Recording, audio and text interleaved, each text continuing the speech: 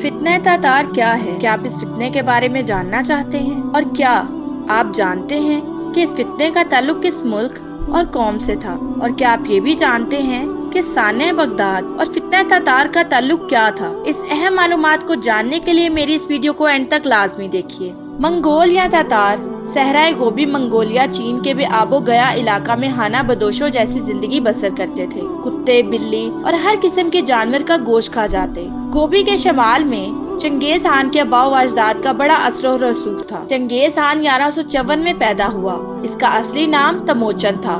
ابھی 12 سال کا تھا کہ باپ کا سایہ سر سے اٹھ گیا اور تاتاری سرداروں نے اس کی قیادت قبول کرنے سے انکار کر دیا، مگر چنگیز خان نے حوصلہ اور صبر سے مردانہ وار مقابلہ کر کے تمام قبائلی سرداروں کو اپنی اطاعت پر مجبور کر دیا۔ اپنی پوزیشن مستحکم کرنے کے بعد اس نے قریبی علاقوں پر حملے شروع کر دیے اور سارا چین اپنے زیر نگی کر کے عظیم الشان تاتاری سلطنت کی بنیاد رکھی۔ ترکستان میں ان دنوں سلطان علاء الدین خوارزم شاہ حکمران تھا۔ چنگیز خان نے اسلامی سلطنت سے ایک معاہدہ کر کے تعلقات استوار کیے، لیکن ایک افسوسناک حادثہ نے صورتحال کو بالکل بدل کر رکھ دیا۔ 1217 میں ایک تاتاری قافلہ خوارزم شاہ کی حدود سے گزرا تو علاقہ کے حاکم نے ان کو جاسوس سمجھ کر گرفتار کر لیا اور پھر خوارزم شاہ کی اجازت سے قتل کر کے مال و اسباب ضبط کر لیا۔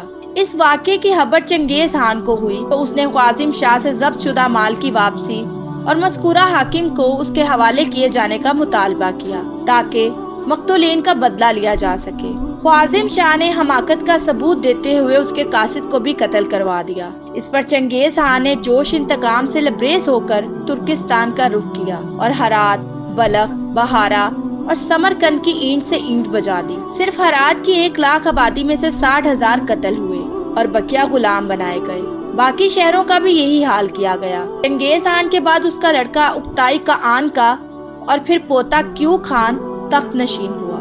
کیو کے بعد اس کا چچا زاد بھائی منکو کان تخت نشین ہوا، جس کا ایک بھائی برقع مسلمان ہو چکا تھا۔ اس نے عباسی خلیفہ مستعصم باللہ کو اپنی عقیدت اور وفاداری کا یقین دلایا، چنانچہ اس کی زندگی میں تاتاریوں نے بغداد کی طرف آنکھ بھی نہ اٹھائی، بلکہ اس زمانے میں عراق و عجم میں جب اسماعیلیوں نے ظلم و فساد مچایا تو یہاں کے باشندوں نے منکو کان سے فریاد کی تو اس نے اپنے بھائی ہلاکو خان کو ایران کا حاکم بنا کر بیچا، جس نے اسماعیلیوں کا استحصال کر کے ان کے قلعہ الموت پر قبضہ کر لیا۔ منکو کان کے بعد ہلاکو خان اس کا جانشین مقرر ہوا تو اس نے محقق نصیر الدین توسی کو اپنا وزیر مقرر کر لیا۔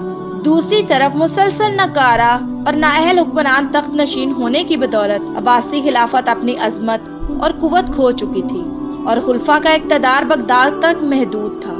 مستعصم باللہ کو امور مملکت سے کوئی دلچسپی نہیں تھی اور اس نے تمام اختیارات اپنے وزیر ابن القمی کے سپرد کر رکھے تھے۔ خلیفہ کا لڑکا ابو بکر میدان میں اتر آیا تو باہمی خانہ جنگی میں آبادی کا کافی نقصان ہوا۔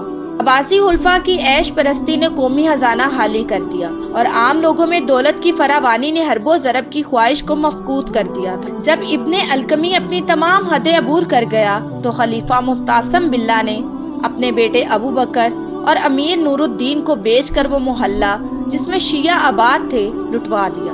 اس پر ابن القمی نے بغداد میں علوی حکومت قائم کرنے کا منصوبہ بنایا۔ اگرچہ عباسی خلافت بے حد کمزور تھی، لیکن چونکہ دنیائے اسلام کا مرکز تھی، اس لیے ہلاکو خان بغداد پر حملہ کرنے سے ہچکچاتا تھا تاکہ وہ عالم اسلام کی مخالفت اور قہر خداوندی کا موجب نہ بنے۔ ہلاکو خان کا وزیر نصیر الدین توسی کٹر اسماعیلی تھا۔ ابن القمی نے اس کی وساطت سے ہلاکو خان کو بغداد پر حملہ کرنے کی دعوت دی اور توسی نے یہ کہہ کر ہلاکو خان کی ہمت بڑھائی کہ اگر حضرت یحییٰ اور حضرت امام حسین رضی اللہ تعالیٰ عنہ کی شہادت کے بعد بھی دنیا اسی طرح قائم ہے تو مستعصم کی موت سے کون سی قیامت برپا ہو جائے گی۔ ابن القمی نے اندرونی سازشوں کا جال بھی بچھا رکھا تھا۔ عباسی خلیفہ مستنصر باللہ نے تاتاری حملہ کے صد باب کے لیے زبردست فوج تیار کی، لیکن خلیفہ مستعصم باللہ نے ابن القمی کی تجویز پر اخراجات میں کمی کی خاطر فوج میں کمی کر دی اور باقی فوجیوں کو نقد تنخواہ دینے کی بجائے شہریوں سے محاصل وصول کرنے کی اجازت دے دی۔ ہلاکو خان کو خلیفہ سے اس وجہ سے بھی پرہاش تھی کہ اس نے جب مصر پر حملہ کیا تو خلیفہ مستعصم باللہ سے مدد مانگی، لیکن خلیفہ نے مدد دینے کی بجائے ہلاکو خان کو بڑا سخت خط لکھا بلاخر اپنوں کی سازش سے 1258 میں ہلاکو خان نے بغداد پر فوج کشی کر دی، لیکن خلیفہ کی مختصر فوج نے تتاریوں کو شکست دے دی۔ تتاریوں نے بغداد کا محاصرہ کر لیا جو 40 دن تک جاری رہا۔ اس دوران ہلاکو خان بغداد پر آگ اور پتھروں کی بارش برساتا رہا۔ بغداد کے بعد عوام بھی بڑی بے جگری سے لڑتے رہے اور خلیفہ کی فوج کے ایک اعلیٰ افسر دیودار نے بھی بڑی بہادری اور جان فشانی کا ثبوت دیا، لیکن تتاریوں کے زوردار حملہ سے عباسی فوج کو پیچھے ہٹنا پڑا۔ شہر کی طرف واپسی کا سفر جاری تھا کہ بدقسمتی سے دریائے دجلہ کا بند ٹوٹ گیا، جس سے عباسی فوج کی راہ میں رکاوٹ پیدا ہو گئی۔ اس پر تتاریوں نے عقب سے اسلامی فوج پر حملہ آور ہو کر اسے تہس نہس کر دیا۔ دیودار قتل ہوا اور اس کے ساتھی گرفتار ہو گئے۔ ہلاکو خان نے بغداد فتح کر لیا تو ابن القمی نے ہلاکو خان سے اپنی جان بخشی کروائی اور مستعصم باللہ اور بغداد کے تمام علماء، فقہا، مدرسین، اکابر، دایان کو یہ یقین دلا کر ہلاکو خان کے پاس لے گیا کہ ان کو کوئی نقصان نہیں پہنچے گا۔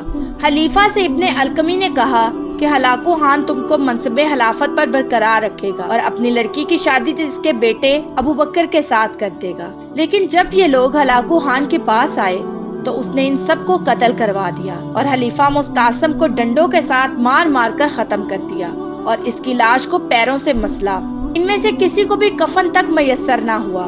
یہ واقعہ محرم 1258 میں پیش آیا۔ اس کے بعد وحشی تاتاری بغداد میں کئی دن تک قتل عام کرتے رہے، عورتوں اور بچوں کو بھی زندہ نہ چھوڑا۔ ہزاروں عورتوں کی عصمتیں لوٹی گئیں۔ تاتاری وحشیوں نے شہر کی عالی شان مسجدیں، خانقاہیں، محلات، مکانات، درسگاہیں اور لائبریریاں سب کو جلا کر راکھ کر دیا۔